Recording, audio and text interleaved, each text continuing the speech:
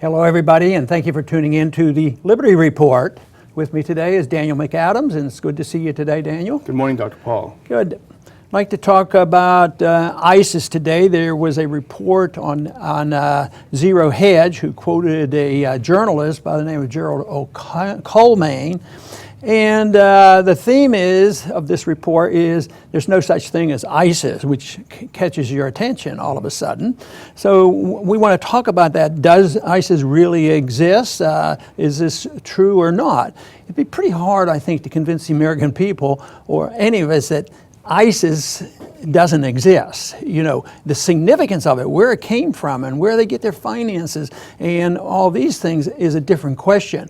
But I think we have been led by our government to believe that, you know, there's radical Islam and the worst people were in Al-Qaeda and they came here and killed Americans. But then there was a more radical group and it was all radical Islam and they broke away because they weren't, Al-Qaeda wasn't tough enough. And so now we have ISIS, and ISIS is a big deal, especially with the episode in Paris. So, but the question is raised, where did ISIS come from? There are so many questions of how did it pop up and gain so much favor and have financing, putting out magazines, and you know, where do they get their weapons? And it's pretty easy to put some of these pieces together and find out that they probably were working to some degrees with some of the people in the West, like the United States and maybe some others, and got some advantages here, rather than it being a spontaneous small group of people that all of a sudden took over a large swath of land in Syria and in Iraq. That is probably not true. Well, what Coleman tries to point out is that he says the U.S. created ISIS, is complicit in the creation of ISIS. And I think you can take that one of two ways. You can take it to sort of the conspiratorial way, which may be true, you need evidence for it, but the U.S. consciously created this group out of thin air to wreak havoc in the Middle East. But you could also look at it another way, which is that U.S. actions in the Middle East created ISIS. You go back to the 2003 U.S. invasion of Iraq, where you had the Sunni minority completely disenfranchised after the Shia majority took over once democracy hit Iraq, and then the U.S. struggling to prop up the Sunnis and ending up creating Sunni militias, radical Sunni. Al-Qaeda came in and ISIS broke off from that. So you can say it both ways that the U.S. was complicit. Yeah, I guess you could look at these two different ways. One is a total conspiracy where they contrive and say, well, let's create ISIS and ISIS is going to do our bidding. The other is that they get sucked into doing some things and there are unintended consequences and they get out of control.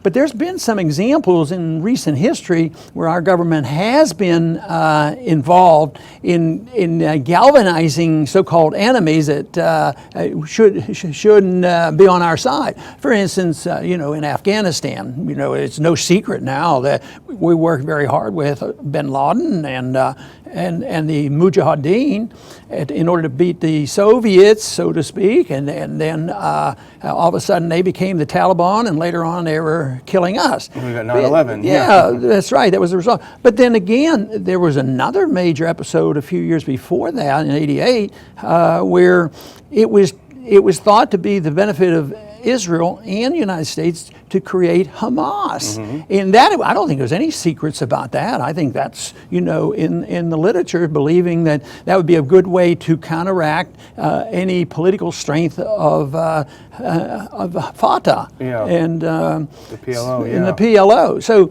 we've been involved like that. So it's not impossible, but it's also could be stupidity and unintended consequences. But nevertheless, we do have this problem.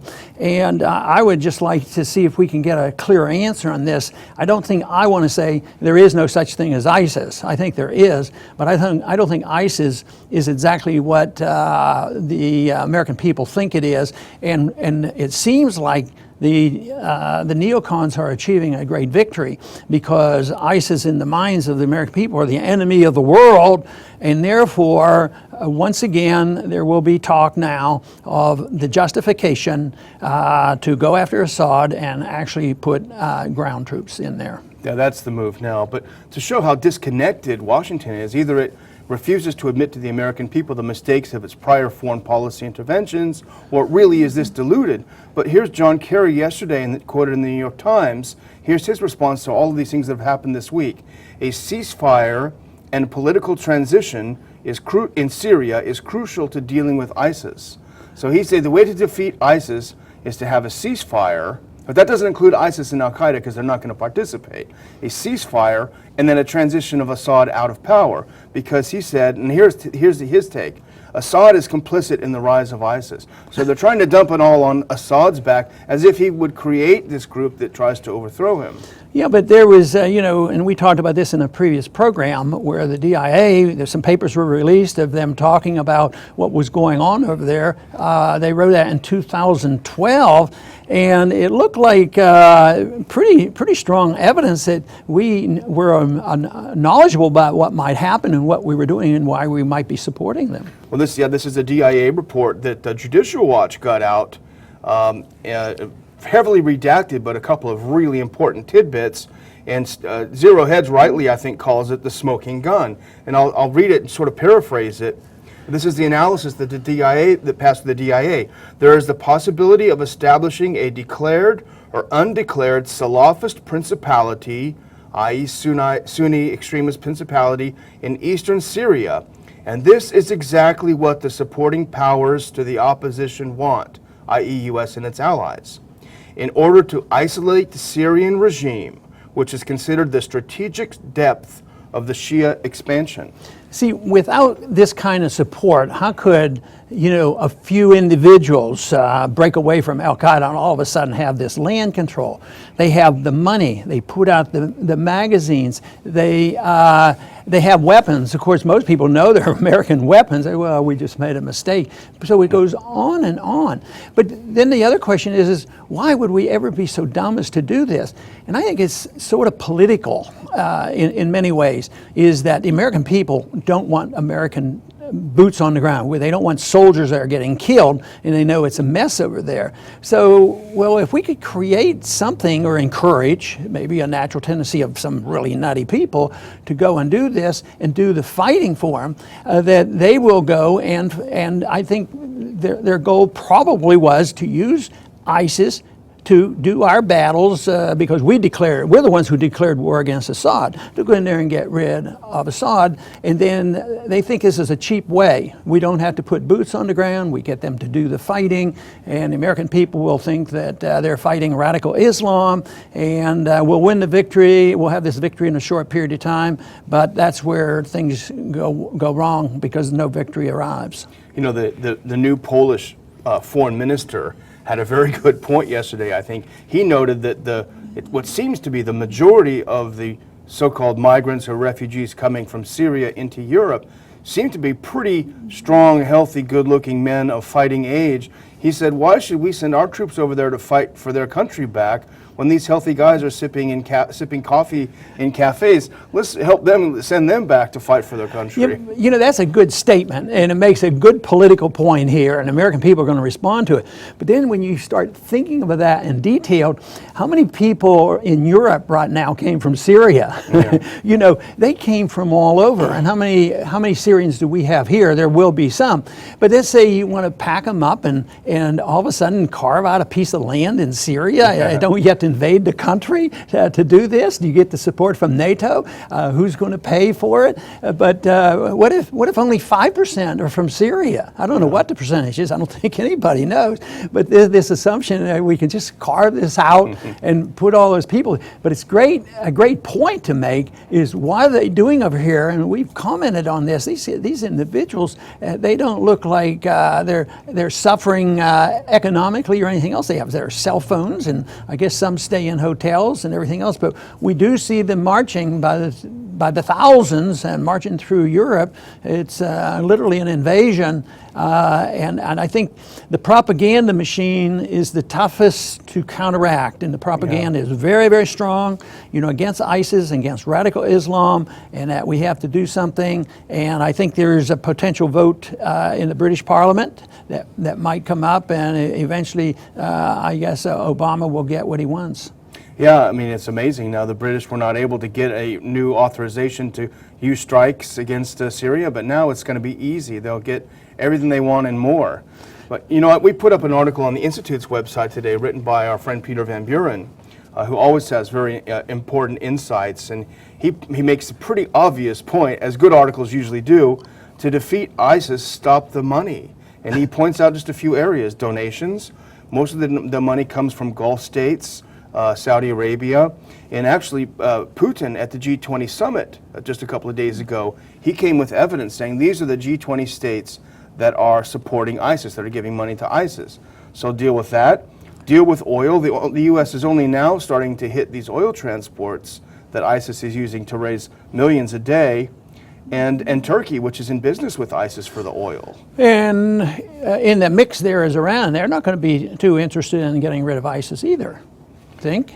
Well, I think they're fighting them in Iraq. The Iranian militias are fighting ISIS in Iraq, and you know, but they're also Hezbollah is fighting ISIS in Syria proper. So yeah. It's you know, but it's mixed up because we're allied with the Iranian militias in Iraq fighting against ISIS, but we're against Hezbollah militias in Syria fighting ISIS. Yeah, and then you have the mix of the Sunnis against the Shia. Yeah. And the main thing for the United States is to get rid of Assad, but Russia and Iran would be interested in keeping Assad and protecting the Shia. Or not removing him at least. Right, not actively right, at removing, least, right. Yeah. So, yeah. Well, I want to thank everybody for tuning in today. This is a mess over here, and it's a good question to ask about what is the nature of ISIS. To say that ISIS doesn't exist, I don't think that is accurate because it exists in our minds. But to understand how it came about and what they're doing, whose side they're on, and what the motivation is a bigger challenge. You know, all this could be settled. We wouldn't have to try to sort out the nitty-gritty and find out who's on which side, because we just shouldn't be there. You know, none of this happened before we got rid of Saddam Hussein, and before we got involved in Afghanistan, and before we started getting involved in these revolutions, and certainly before we decided to declare war against Assad in 2011. They say, well, we should declare war against ISIS now. Well, what is it to say Assad must go? That's like a declaration of war. So it's chaos, and then all of a sudden we have this really bizarre support from the West and maybe from our own government to support ISIS, and it makes no sense whatsoever. It will not solve the problem over there. The problems are going to get much worse. There's going to be a lot of expenses, a lot more people killed, and a lot more unintended consequences that nobody can accurately predict. But one thing for sure, peace is not likely to break out soon, and the American people ought to stop and think, well, we can't be engaged like this and say, well, no American is ever going to die. And the neocons would agree with that statement. Yes, we must. We even have candidates saying now, not only should we start bombing, we shouldn't be so bashful about it, and we have to expect to kill civilians too. That is a war mentality that we don't need. We need to be thinking more about what brings about peace and peace and prosperity in the world. And it's a long way different than from our economic and our foreign policy that we're following today. It's time to change both of those policies. I want to thank everybody for tuning in today, and thank you, and come back soon to the Liberty Report.